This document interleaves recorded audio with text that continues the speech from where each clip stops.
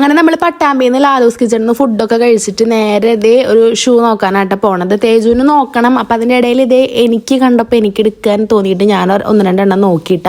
എൻ്റെ ഷൂ ആണെങ്കിൽ എനിക്കിപ്പോൾ കൊള്ളണില്ല എന്ന് വെച്ചാൽ എൻ്റെ നഖം നന്നായി നീണ്ടു വന്നിട്ടുണ്ട്. അപ്പം ഇങ്ങനെ കുത്തണ കാരണം ഞാനിപ്പോൾ അത് കുറേ നാളായിട്ട് അതിങ്ങനെ ഇടയ്ക്ക് പറക്കി അവിടെ വെച്ചിട്ടുണ്ട്. ഇപ്പം ആകെ പൊടി പിടിച്ചിട്ട് അത് കേടായിട്ടുണ്ട്. അപ്പം ഞാനിന്ന് എനിക്കൊരു ഷൂ നോക്കാമെന്ന് വിചാരിച്ചു. എനിക്കിന്ന് 2 കളക്ഷൻ നല്ല ഭയങ്കര ഇഷ്ടമായിട്ടുണ്ടായിരുന്നു കേട്ടോ.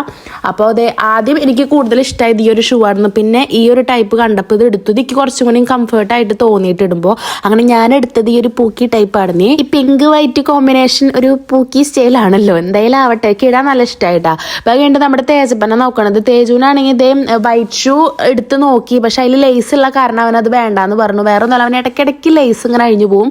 അപ്പോൾ അവനൊരു വേറെ സ്വഭാവം അവൻ കാണിക്കും. അതുകൊണ്ട് അവൻ മറ്റേ സ്റ്റിക്കർ ഒട്ടിക്കില്ലേ, എന്നാൽ ലേസ് ഉണ്ടേനും ആ ഒരു ടൈപ്പ് നോക്കിയിട്ടാണ് എടുത്തത്. പക്ഷെ വൈറ്റ് ആടുന്നില്ല, ഒരു ക്രീം കളറായിരുന്നു.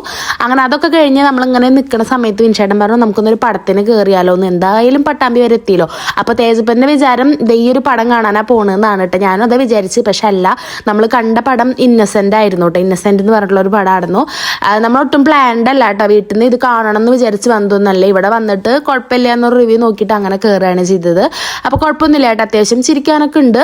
അങ്ങനെ നമ്മൾ പടം കഴിഞ്ഞിട്ട് പിന്നെ തേജുവിന് കുറച്ച് നേരം ഇത് ഇവിടെ മാളിലേക്കാണ് വന്നത്. അപ്പോൾ കുറച്ച് നേരം ഇവിടെ കളിക്കണം എന്ന് പറഞ്ഞപ്പോൾ നമ്മൾ ഇവിടേക്ക് വന്നിട്ട് അവന് കുറച്ച് ഗെയിമും കാര്യങ്ങളും കുറേ ഉണ്ട് കേട്ടോ. അപ്പോൾ നമ്മളൊരു കാർഡ് എടുത്താൽ ഇത്ര 300 സംതിങ് അങ്ങ് കണ്ടിട്ടോ. ഒരു കാർഡ് എടുത്ത് കഴിഞ്ഞാൽ നമുക്ക് ഇവിടുത്തെ ഫുൾ ഇത് കവർ ചെയ്തിട്ട് കളിക്കാൻ പറ്റും കേട്ടോ. അപ്പോൾ അവൻ ഒരുവിധം എല്ലാത്തിലും അവൻ കയറിയിട്ടുണ്ട് കേട്ടോ. അവൻ കുറേ നാളായിട്ട് പറയണു ഇതിങ്ങനെ നമ്മൾ പടത്തിന് വരിക പോവുകയല്ല, ഇതിങ്ങനെ കാണും എന്നല്ലാണ്ട് ഇവിടെ കയറാറില്ല കേട്ടോ.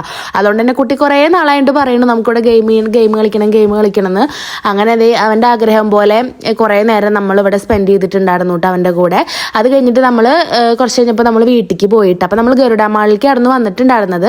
അങ്ങനെ വീട്ടിൽ പോണ വഴിക്ക് ഇതേ വിൻഷേട്ടൻ്റെ ഫ്രണ്ട് ഞാൻ പറഞ്ഞിട്ടിട്ടല്ലോ, നമ്മൾ അത്തറ് ഞാൻ ഇവിടുന്നാണ് നമ്മുടെ സാമ്പ്രാണിയൊക്കെ വാങ്ങുകയെന്ന്.